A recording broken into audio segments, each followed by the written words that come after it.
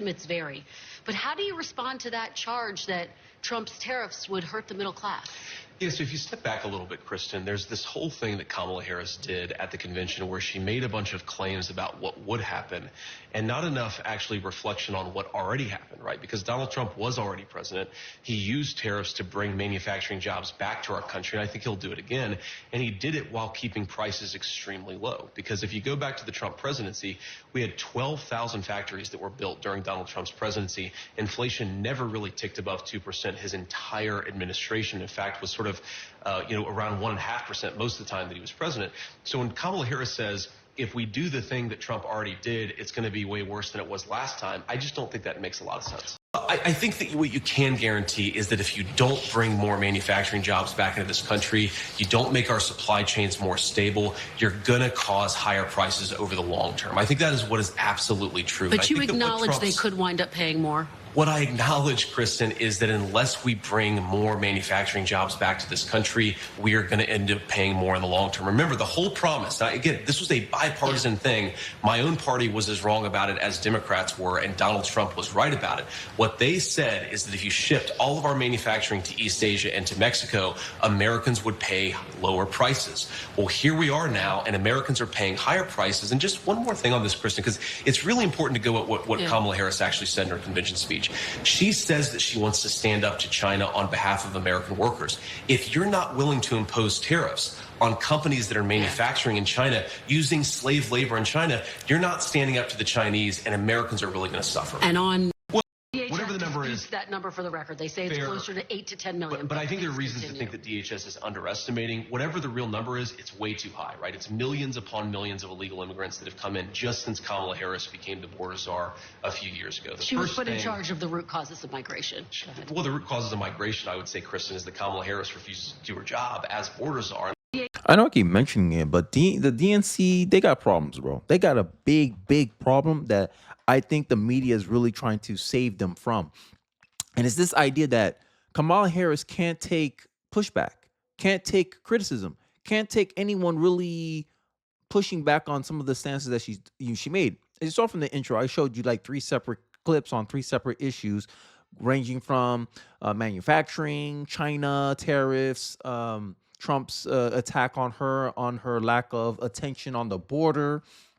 And every time you see that the journalist is sitting here trying to defend Kamala Harris, and then if you flip, right, if you look at other interviews where it's a Democrat kind of launching attacks at Donald Trump, it's rare that you'll see the journalist push back on what the Democrat is saying. And in this instance, you saw it. It seemed like it was almost not a debate. I want to say it was a debate.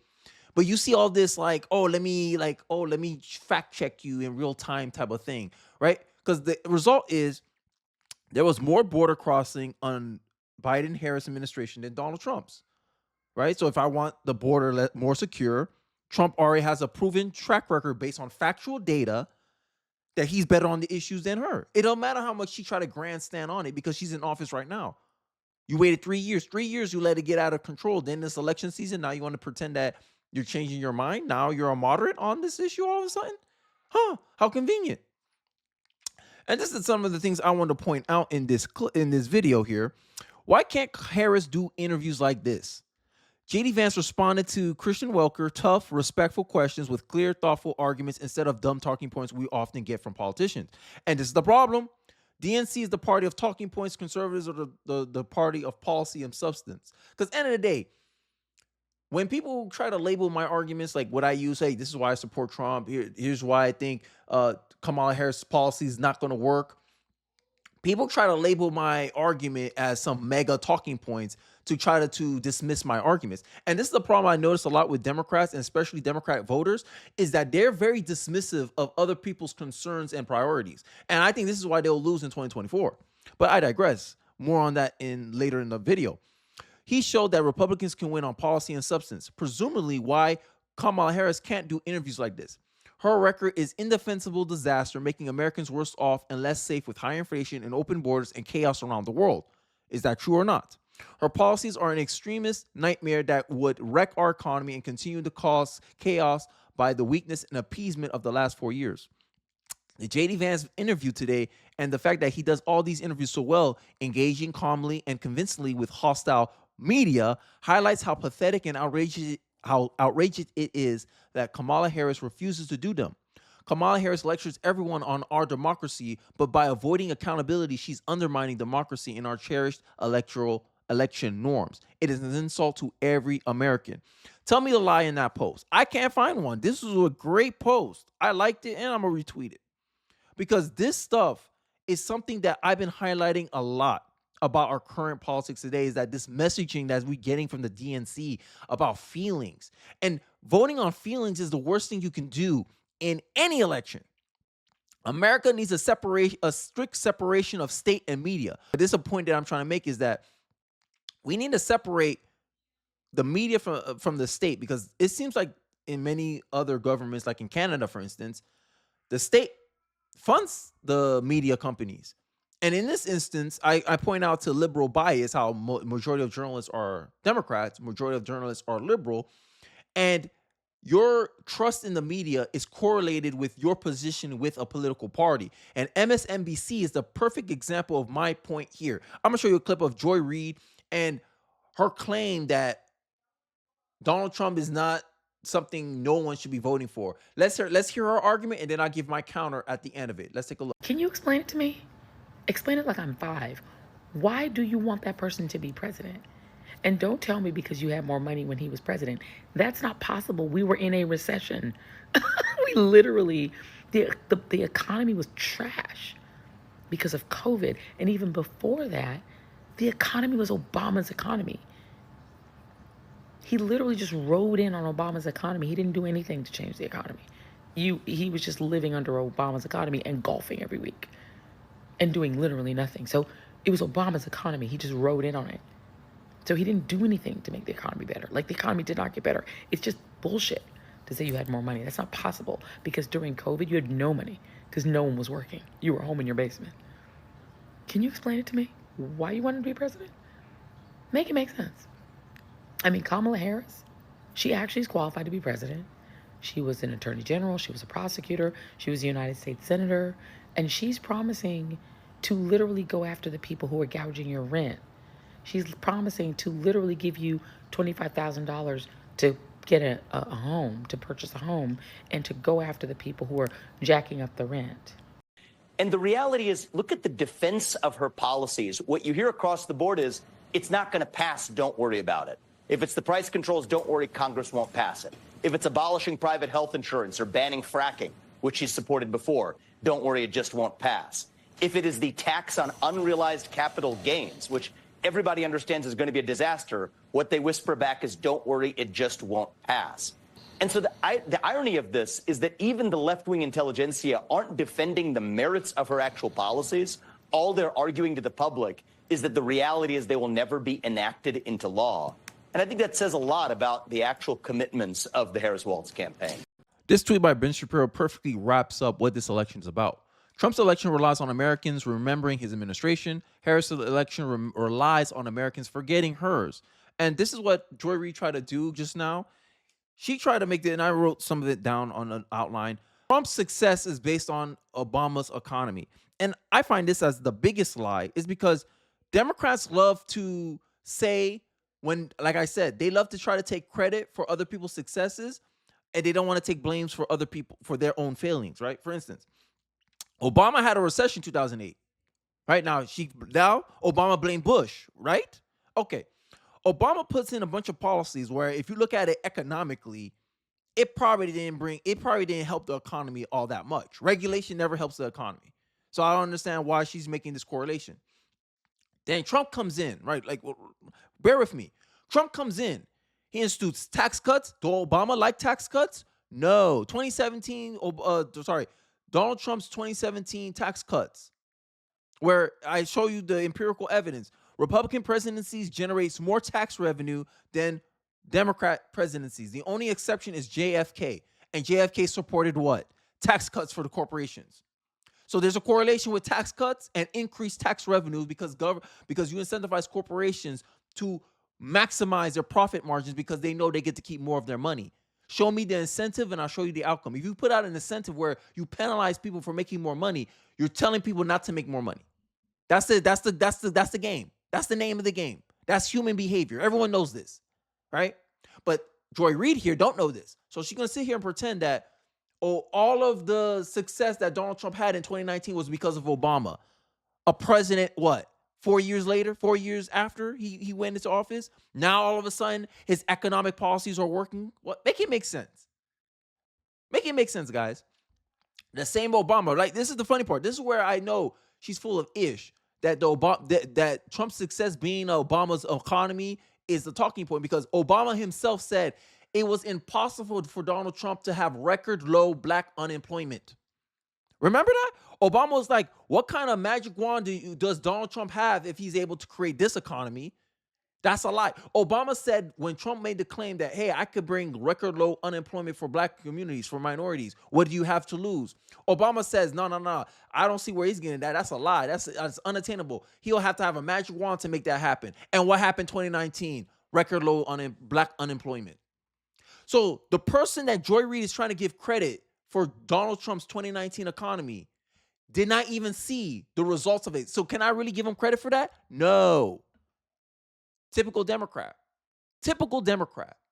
And then what's going on in Joe Biden and Harris's economy? When they come in, Obama's economy, 1.4%, right? And who screwed it up? Joe Biden and Kamala Harris. But they never get any blame. You can't get credit without the blame. And then her point about who's qualified for president.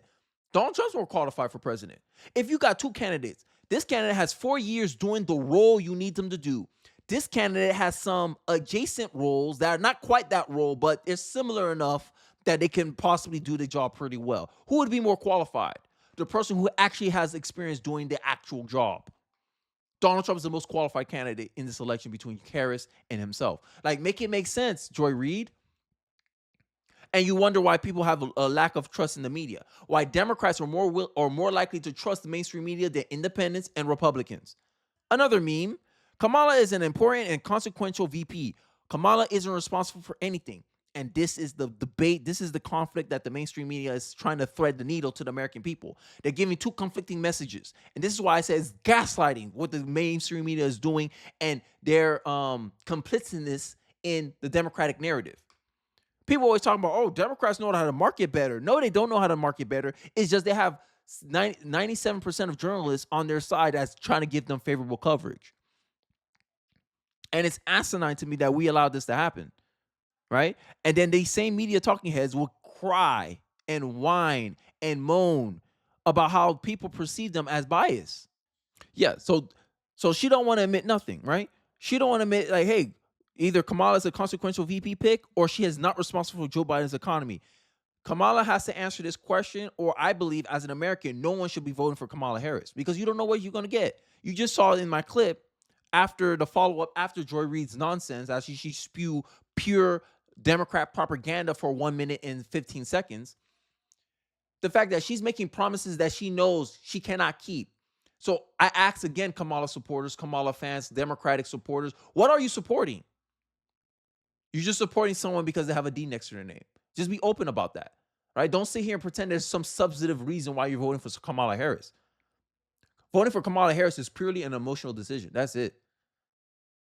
RFK made a rational decision. Hey, I want to have impact. I want to make change. And right now I can't win. It's not likely I'm going to win the election. So let me partner up with someone who's going to give me the opportunity to actually make change in this campaign. If RFK had stayed in the race, it would have been about his ego. Because at the end of the day, you have two options. Hey, I want to make a change in this country. And if it's better than, so you rather lose making zero contributions towards the change that you want, or dropping out of a race, endorsing a candidate where you have an opportunity to make change at some level. Something is better than nothing. And this is the problem I have with politics and a lot of people who are criticizing RFK right now, is that he made a strategic and rational choice. And I'm like, America, this is why people say democracy is cringe, why democracy doesn't work. Because you got a bunch of people who want people to do stuff based on emotionalism, on emotional decisions, based on the intentions of a policy. Jory just finished spewing crap about, oh, she wants to do this, she wants to do that. And in the next clip, Vivek just showed you, hey, many of the people as a defense are saying that there's no way that Kamala could possibly do any of the things she promised during these last few weeks on her economic policy. So what should I call Kamala Harris? A snake oil salesman, right? Joy Reid, right? But Orange Man bad. Oh, I don't understand why people should vote for Donald Trump. You don't see all the illegal immigration problem. You don't see how all these illegal immigrants are taking resources away from Americans' tax base, meaning less resources for Americans. You don't see the rate of inflation increase since Joe Biden and Kamala Harris took over the economy. Wherever you want to give credit to, Donald Trump managed the economy better than Joe Biden and Harris today. And many people match my sentiment on this issue. And I think this is the number one issue that is the biggest thorn in Kamala's back, is how she's going to go about convincing the American people she has nothing to do with it, but that at the same time, she's qualified to be president because she was a consequential VP pick. Let's take a look at the video. And Vice President Harris is the incumbent. Yes, I totally agree with that. And that's the one thing about the convention that I think they couldn't wash off. They're trying. And with this new TV ad from Kamala Harris, there's just a complete ignoring of the fact that she's the sitting vice president, that she's been at the center of American public affairs for a number of years, that she has a voting record, that she has public statements, and that she has a record for the last 3.5 years. I don't know how they plan to cure that. I suspect at some point she's going to have to look into a television camera and answer this question. Can you name one or two things that you think Joe Biden has done wrong? And she's going to have to decide whether to answer that question or not. It's hard because the most consequential decisions he made, she was either the last person in the room on Afghanistan, her words, or she went up to the Senate and cast a tie-breaking vote. So I don't know how she's going to break with him, but if she wears him for the rest of the election, it will be very difficult to win. Do you agree with that? Election, and I heavily agree with that, right? And America, I think Americans do too. Like, come on, America. 33. She was responsible for what, 33 tiebreakers? I might be wrong, right? This is a parody account. I challenge you to name one thing I have failed as a VP besides Afghanistan, the border, BLM riots, the economy, inflation, Ukraine, taxes, energy independence, the Middle East, the vaccines, the Constitution, having coherent policies, winning a single vote, answering a single question. Like, where are you getting this news from, mainstream media? Like, I'm tired, bro. I'm really tired of this, bro. Y'all about to make me go like hood right now, bro. I'm tired, bro. It's crazy. The media, the bias can't be even more clear. It can't. Like, it's undeniable at this point, bro. Anyone who says that mainstream media is objective they lying. She's a machine candidate. She's the definition of a machine candidate. She has zero primary votes. She has answered zero questions, and now she got a $540 million war chest after defecating her boss with her top-level Democrat decapitating. This is America, man.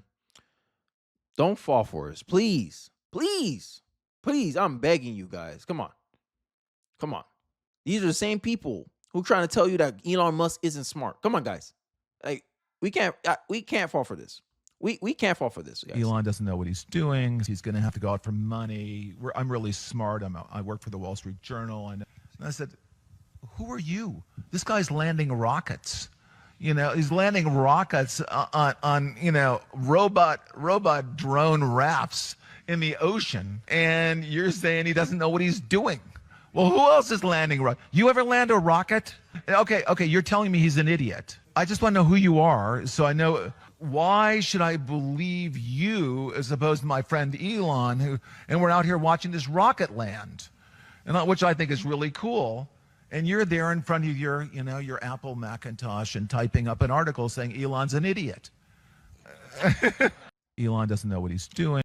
Yeah. So, I mean,